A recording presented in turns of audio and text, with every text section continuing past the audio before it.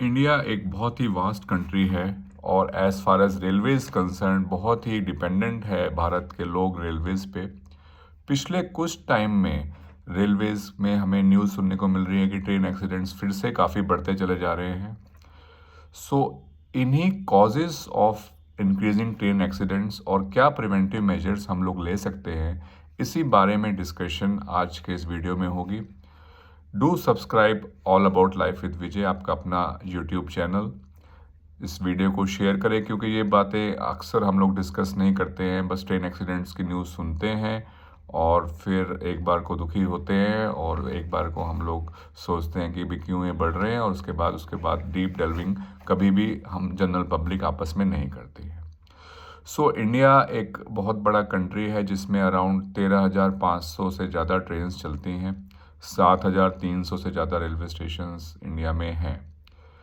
अब इसमें पिछले आज से हम 10-15 साल पहले देखें तो ट्रेन एक्सीडेंट्स में सैकड़ों जो लाइव्स हैं वो लूज़ करी जाती थी, और फिर कुछ टाइम इसको बहुत अच्छे से पिछले 8-10 सालों में कंट्रोल था, बट एक साल के आसपास फिर से ट्रेन एक्सीडेंट्स की जो न्यूज़ हैं वो बढ़ती चली जा रही हैं। आज भी एक न्यूज़ आई, थोड़े दिन पहले भी न्यूज़ आ रही थी। सो बेसिकली फिर जब इन ट्रेन एक्सीडेंट्स की जो एनालिसिस, जो बाद में इंक्वायरीज होती हैं, किसी में ऑटोमेटिक सिग्नल के फेलियर को दोषी ठहराया जाता है, किसी में लोकोमोटिव पायलट की गलती बताई जाती है कि भी उसने जो सिग्नल्स थे उसको ठीक से देखा नहीं या उसको जंप कर दिया। बट क्या रेलवेज़ में, जहाँ पे लाइव्स इतने इन्वॉल्व हैं इंडिया की ट्रेन्स में, वहाँ पे कोई फेल प्रूफ मैकेनिज़्म होना चाहिए? ये बात मिनिस्ट्रीज़ ने और रेलवेज़ ने बहुत डीपली डेल्व करी, और जो वेस्ट से टेक्नोलॉजी ऑटोमेटिक सिग्नलिंग की, वो इंडिया में कुछ टाइम पहले जो है डिप्लॉय करी गई।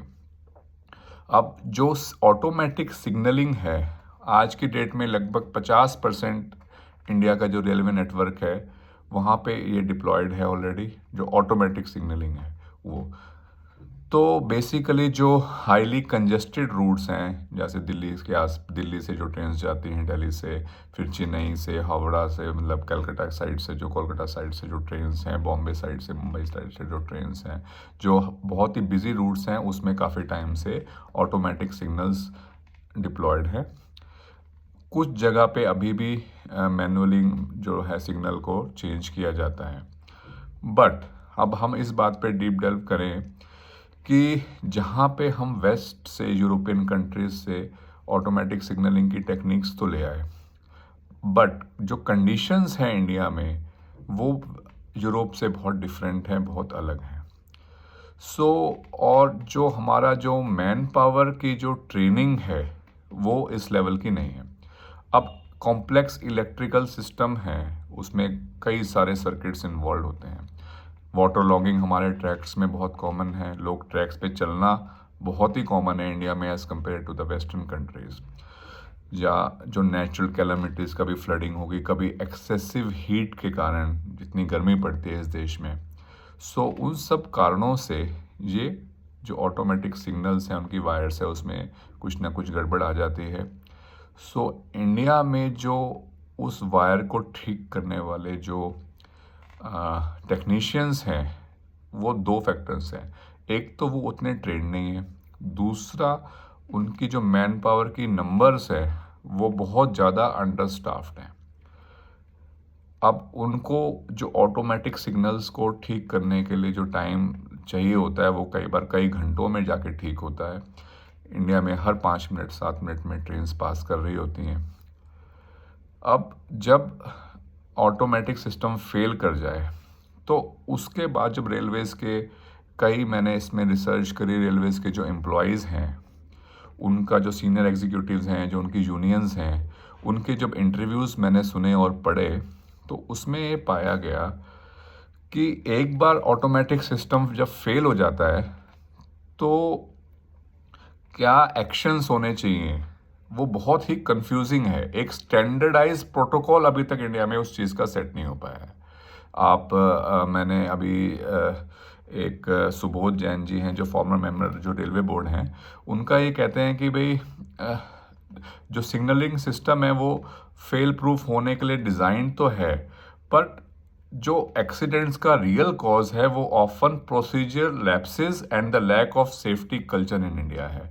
सो द वो कहते हैं the problem is not in the signalling system. If you see what happened at Balasore के एक्सीडेंट के बारे में वो बात कर रहे थे, if you do not know how to connect the wiring in the electric system then you can not blame the electric system for it. समझ गए? तो इन्होंने बोला कि ट्रेन मैन पावर ही नहीं है। तो बट जब system fail, electrical system, electric circuit fail हो रहे हैं, सो ऐसा तो नहीं है कि हम 2-2 घंटे ट्रेन सारे रोक देंगे, but to continue the rail service in case of system failure, the Indian Railways lays down complex rules that one are to be adhered to। जो रूल्स इतने कॉम्प्लेक्स हैं, जो ग्राउंड स्टाफ है वो 10-20 गुना ज़्यादा ओवरवर्कड हो जाता है जब सिस्टम फेलियर होता है, और इतनी मैन पावर उनके पास है ही नहीं। वो 40-50% अभी भी, उससे भी ज़्यादा किसी केसेस में 60% तक अंडर स्टाफ्ड हो जाते हैं। अब अंडर स्टाफ्ड हो जाते हैं, हर 2 मिनट 5 मिनट में एक ट्रेन पास करवानी होती है उन्होंने, जो बिजी रूट्स हैं उसमें, और इतने जो प्रोसीजर इतने कॉम्प्लेक्स हैं उसमें वो कंफ्यूज होकर कुछ ना कुछ गलती या तो ड्राइवर से या तो फिर जो ग्राउंड स्टाफ है उनसे होने के चांस रहते हैं। इस कारण से फिर से जो है ट्रेन के जो एक्सीडेंट्स हैं वो बढ़ते चले जा रहे हैं। ठीक है, तो ये हमारा एक डीप डेल हुआ इस बात में।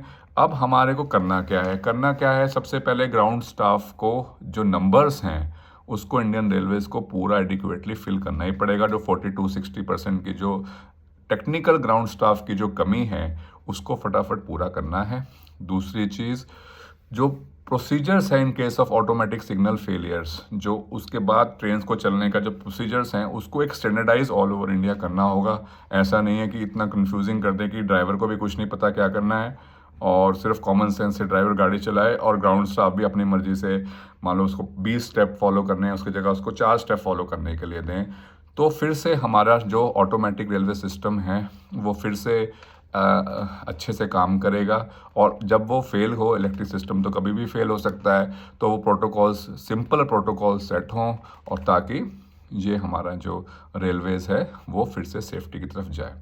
अब हमारा जो इंडिजीनियसली डेवलप्ड कवच सिस्टम, एंटी कोलाइडिंग सिस्टम है, वो कहते हैं कि बहुत ही इफ़ेक्टिव है, बट जैसे कि मैंने बताया लगभग 7,300 रेलवे स्टेशंस में या रेलवे स्टेशंस के जो बीच में ट्रेन्स चलती हैं हमारी 13,500, उनके बीच में लगभग 2-2.5 हज़ार जो स्टेशंस हैं उसके आसपास ही कवच जो एंटी कोलाइडिंग सिस्टम है वो एक्टिव है। बाकी जगह वो अभी इंस्टॉल्ड ही नहीं हुआ है।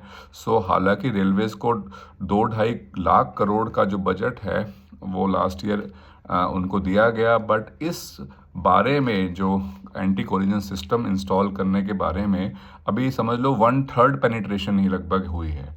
सो ये भी बहुत स्लो काम चल रहा है। सो जब तक ये सारी पॉइंट्स गवर्नमेंट कवर नहीं करेगी, फिर से समराइज कर देता हूँ, प्रॉपर जो protocols place in case of automatic system failure, ground staff के नंबर्स प्रॉपर करें, ट्रेन टेक्नीशियंस के नंबर ज़्यादा करें, और जो कोलिजन सिस्टम है कवच वाला, ये सारा पैन इंडिया पूरी तरह से अप्लाई ना हो तब तक ये ट्रेन एक्सीडेंट्स 2024 में भी इंडिया में बहुत कॉमन हैं, वो सब अवॉइड करने ही चाहिए। सो ऐसा यूनिक टॉपिक, ये करंट अफेयर भी है, आई थिंक नॉलेज एनहांसिंग भी प्रोडक्ट ये वीडियो हमारा रहा।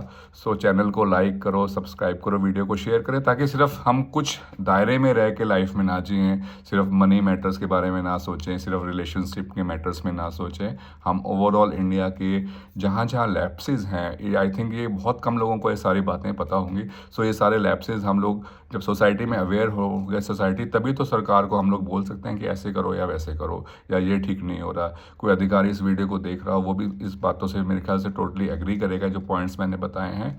सो ऐसे ही वीडियोज़ के लिए मेरे चैनल ऑल अबाउट लाइफ को सब्सक्राइब करें। Thank you so much.